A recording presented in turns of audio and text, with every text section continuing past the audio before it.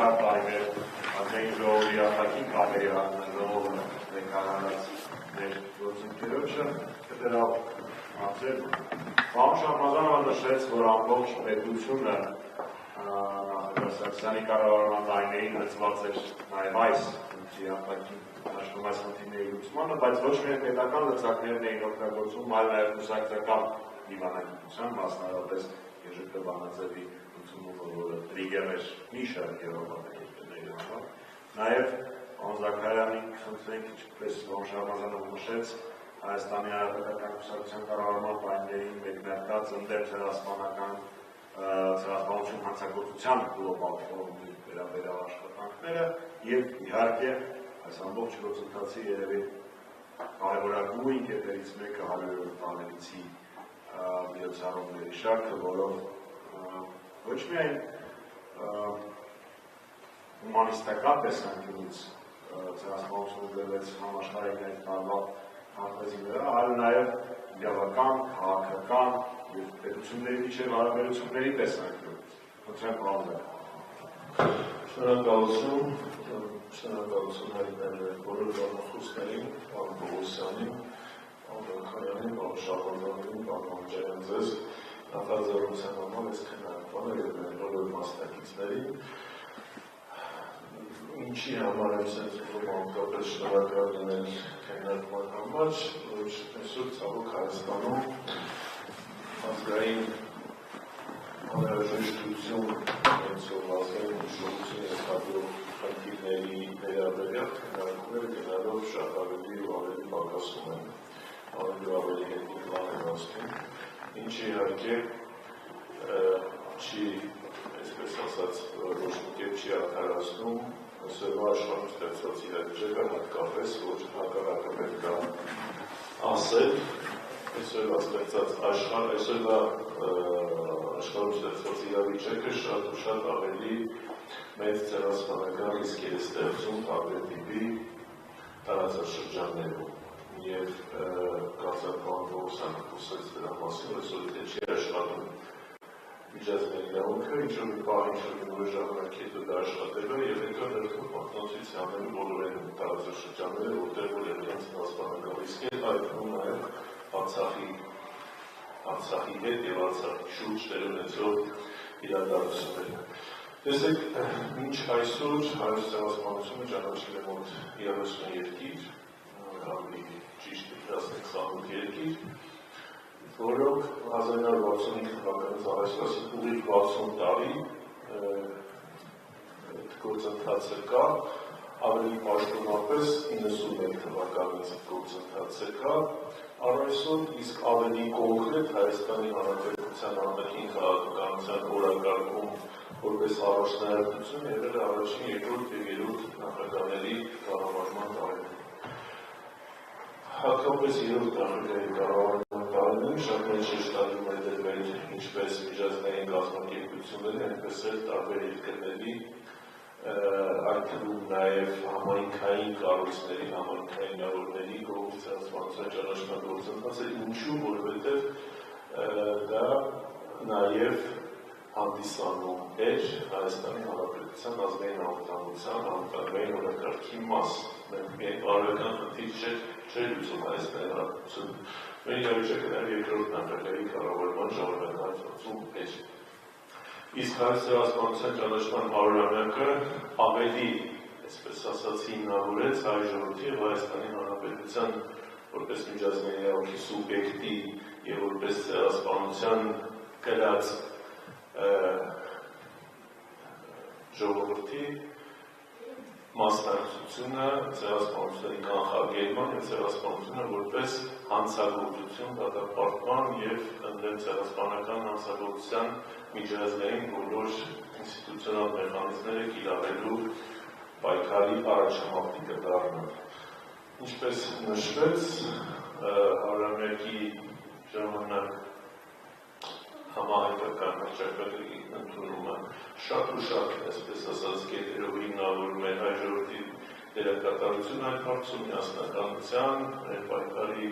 ճշմարտացիության, միջազգային իրավունքի վրա հենված եւ տարբեր սկզբունքների, միջազգային սկզբունքների վրա հենված լինելու լինելով դրա միավորման տարբեր ազգերի և պետությունների համար այնուհետև դարձնելու հարցը։ Ընդհանուր առմամբ 20-րդ դարում, եթե ճիշտ եմ հիշում, տարբեր տվյալներով ցեղասպանության զոհ է գնացել շուրջ 12 միլիոն մարդ։ Հայոց ցեղասպանություն, ույների, ասորիների ցեղասպանություն, հետագայում հրեաների ցեղասպանություն, հետագայում Ռուանդայում, Սուդանում, Սիրիայում, Սրեբրենիցայում, Կամբոջայում տարբեր ցեղասպանություններ, այսինքն գնահատված որպես այդպիսի ցեղասպանություններ 20-րդ դարում բերել են իրավիճակին անհրաժեշտության, որ աշխարհում այդ ՄԱԿ-ի միջազգային ուշադրության ներքո է հայտնվել դեմ ցեղասպանական հանցագործության վարվող պայքարի անհրաժեշտությունը։ Եվ Ավրամյակի շրջանակներում մեր խորհրդանում միտք առաջացավ, այսպես խորհրդարանականներն ընդդեմ ցեղասպանական հանցագործության շարժում սկսել, երբ որ այդ միտքը սկսեցին քննարկել պետական ավելի բարձր կառույցներում, գործադիր իշխանության նախագահի աշխատակազմում և կառավարությունում, եկանք ընդհանուր եզրակացության, որ Հայաստանի Հանրապետությունը լիարժեք ունի բոլոր իրավական, քաղաքական, պատմական հիմքերը հիմնադրելու և առաջամարտի կլինելու միջազգային գլոբալ ֆորումին, որը այսօր գործում է։ Եվ 2015 թվականի ապրիլի 22-ի և 23-ին Հայաստանում հիմնադրվեց ընդդեմ ցեղասպանական հանցագործության գլոբալ ֆորումը։ 2016 թվականին տեղի ունեցավ երկրորդ ֆորումը, որը որոշեց, որ այսօր այդ ֆորումը դառնալու է միջազգայինորեն ճանաչված ձևաչափ և 2 տարի մեկ պարբերությամբ Հայաստանի նախաձեռնությամբ իրականացնելու է իր աշխատանքները։ 2016 թվականին ևս ընդունվեց հռչակագիր ֆորումի կողմից, հետագայում 2018 թվականին արդեն Հայաստանի նշանակողությունից հետո աստիճանաբար ցավոք նկատելի է, որ ֆորումի նպատակներն էլ մի փոքր արդեն շրջվում են և հատկապես 22 և 24 թվականների գրավված ֆորումները, որոնք չգիտես ինչի ապրիլի փոխարեն տեղափոխվեց դեկտեմբերից, ավելի քիչ է խոսում կամ ավելի շատ է լռում հայոց ցեղասպանության մասին, ավելի շատ հումանիտար այլ նշանակության խնդիրների վրա ուշադրություն հրավիրելով։ Իհարկե իջեցնելով նաև այն բարձր նշաձողը, որը որ դրված է ավելի սկզբանե Սերժ Սարգսյանի կառավարման տարիներին։ Ինչ վերաբերում է խորհրդարանական և պետական պաշտոնական դիվանագիտության կողմից իրականացված աշխատանքներին, պարոն Շահբազյանը մանրամասն նշեց մի շարք կարևոր իրադարձություններ պետության կողմից կամ պետության անունից, խորհրդարանի անունից հայոց ցեղասպանության ճանաչման գործընթացի ցանկացած նախաձեռնություն կամ դրան մասնակցություն ուներ մի քանի այսպես կարևոր շեշտադրում, ինչպես ասաց, դա Հայաստանի Հանրապետության ժողովրդի անվտանգության մասն է, դա արևելյան խնդիր, դա սփյուռքի միավորման, սփյուռքի պատմական հիշողության և պատմական արդարության վերականգնման խնդիրներ, դա ընդհանուր առմամբ աշխարհում տեղի ունեցած ցեղասպանությունների և դրանց ժխտողականության դեմ պայքարի կարևորագույն էլեմենտ է, դա միևնույն ժամանակ նաև Հայաստանի արտաքին քաղաքականության մեջ ընդհանուր շահեր և հետաքրքրություններ առաջացնող, ընդհանուր խնդիրներ բերող, միավորող հանգամանք էր։ Եվ այս իմաստով Հայաստանի Հանրապետության արտաքին քաղաքականությունը մարմնավորվում էր միջազգային օրակարգ մտած իրադարձությամբ։ Այսօր, հատկապես 20 թվականից հետո, ցավոք Հայաստանի Հանրապետության արտաքին քաղաքականության օրակարգը ոչ միայն նվազել է, աղքատացել է այնքան, որ ոչ մի էական նշանակություն ունեցող խնդիր Հայաստանի Հանրապետության շահի տեսանկյունից կարասել չի։ Այո, կան էական նշանակություն ունեցող խնդիրներ տարածաշրջանի մասշտաբով, բայց դա յուրաքանչյուր երկիր իր, այսպես ասած, ձուկն աբռնում, իսկ Հայաստանի Հանրապետությունը սպասարկում է ձուկ բռնելու պրոցեսը մոռանալով սեփական առաջնահերթություններ նվազգային շահերը Արցախի կորուստից հետո հատկապես ցեղասպանության միջազգային ճանաչման գործընթացի ձայնի իջեցնելով անվտանգային միջավայրի հետ կապված համապատասխան քաղաքականությունը անընդհատ փոփոխությունների ենթարկվելով, անհասկանալի փոփոխությունների ենթարկվելով։ Տեսեք, եթե որևէ մի հետաքրքրող մարդ վերցնի ասի այս պահին գոյություն ունեցող Հայաստանի Հանրապետության ազգային անվտանգության հայեցակարգը, ասի ով ասում, որ ցեղասպանության ճանաչման մասին խոսք չկա, լավ է դերացել, կամ մնացած առաջնորդող փաստաթղթերը։ Բայց փաստացի քաղաքականությունը խոսում է նրա մասին, որ Հայաստանի Հանրապետությանը թելադրում է դրսից, Հայաստանի Հանրապետության իշխանությունները թելադրում են դրսից իր հեչուկս իր շահեր։ Իր ընդեմ իր շահեր։ Նույնը կառավարության ծրագիրն է, 21-26 թվականների գործունեության ծրագիրը վերացավ, ահագին բաներ, որ այսօր կարելի է չքննադատել համաձայնել։ Այս փաստացի իրականության մեջ, փաստացի վարվող քաղաքականության մեջ արվում է բոլորովին հակառակը։ Ընդդեմ Հայաստանի Հանրապետության շահերի։ Դրա համար եմ ասում, որ Հայաստանի Հանրապետության շահը, որ շուրջը տեղնելու բոլորովին անիրավիճակներ, իրադարձություններ։ Եվ անդրադառնալով նորից օրվա խորհրդին դեկտեմբերի 9-ի, որին Հայաստանի Հանրապետությունը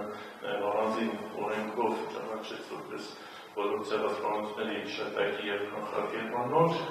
նորից ուզում եմ կարևորել այն հանգամանքը, որ անկախ ամեն ինչից այս ցեղասպանության պատմական հիշողությունը և նրա քաղաքական նշանակությունը մեր համար միշտ եղել է և պետք է մնա որպես արտաքին քաղաքականության և ներքին անհրաժեշտության ամրապնդելու անվտանգություն և անվտանգային միջավայրի ամրապնդման համար պայքարելու և նմանատիպ ճակատագիր ունեցող պետությունների միասին միջազգային օրակարգին այդ խնդիրն առաջ տանելու կարևորություն, անհրաժեշտություն, դրաբար և կոնվենցիայի խորհուրդը, և օրվա խորհուրդը, և ընդհանուր առմամբ նորից ամենասկզբին ասվածի, այսօրվա աշխարհում տեղի ունեցող ռիսկերը, պատերազմական ռիսկերը, որոնք դրված են աշխարհի առաջ, ոչ մեկ չի բացառել, որ ցեղասպանությունները ցավոք կարող են կրկնել։ Եվ առաջին համաշխարհային պատերազմի ժամանակ, և երկրորդ համաշխարհային պատերազմի ժամանակ ցավոք տեղի են ունեցել ցեղասպանություններ, տարբեր ժողովուրդների մեծ ցեղասպանություններ։ Հետագայում նաև թվարկածս տարածաշրջանում և երկրներում էլի քաղաքական, էթնիկ, կրոնական, տարբեր հողի վրա տեղի ունեցած զանգվածային սպանություններ են ցեղասպանական ակտերի տեսքով, որոնք որ էլի քաղաքականության հետևանք են։ Իսկ մենք որպես ժողովուրդ դա ապրելով այդ մարդկային ողբերգությունից դուրս գալով իրավունք չունենք ուղղակի մոռանալ և ասել ոչինչ չի եղել, եկեք ամեն ինչ դնենք մի կողմի վրա ապրենք, էլի ամեն ինչ դնենք մի կողմի վրա ապրենք, բացի մեր հիշողություններից։ Մարդը որ հիշողությունը դնում է մի կողմի վրա այդ շարունակում ապրել, նորից ստիպված է լինում հաշվի նստել այն ողբերգությանը, ինչը որ մոռացել է։ Այդպես էլ է մարդկության ճակատագիրը, մենակ մենք չենք։ Դրա համար այսօր հրեաները թեկուզ ամբողջ աշխարհը ճանաչել է Հոլոկոստը, շոան, և մինչև այսօր վճարում են տարբեր տիպի փոխհատուցումներ, միևնույն է, որ հրեայի չեք կարող ասել, եկեք մոռանանք Հոլոկոստը, էլի շարունակենք բարեկամություն անենք։ Իսկ իրենք բարեկամություն անում են, բայց չեն մոռանում։ Այն ինչ որ տեղ ունեցել։ Մենք ևս այս ցեղասպանության ճանաչման, միջազգային ճանաչման գործընթացից հրաժարվելու իրավունք չունենք, այդ ընթացքում հարաբերություններ կառուցելով նաև Թուրքիայի հետ դրա փորձը մենք ունեցել ենք առնվազն 2 անգամ անկախ Հայաստանի պայմաններով։ Հետևաբար նորից պետք է շարունակել աշխարհի մյուս ժողովուրդների հետ, ամբողջ աշխարհի որոշակի կառույցների, պետությունների հետ միասին ընդդեմ ցեղասպանական հանցագործության դեմ պայքարի և դրա օրակարգերի առաջ տանելու համար։ Շնորհակալ եմ։ Շնորհակալություն, Ավարտելով մեր այսօրվա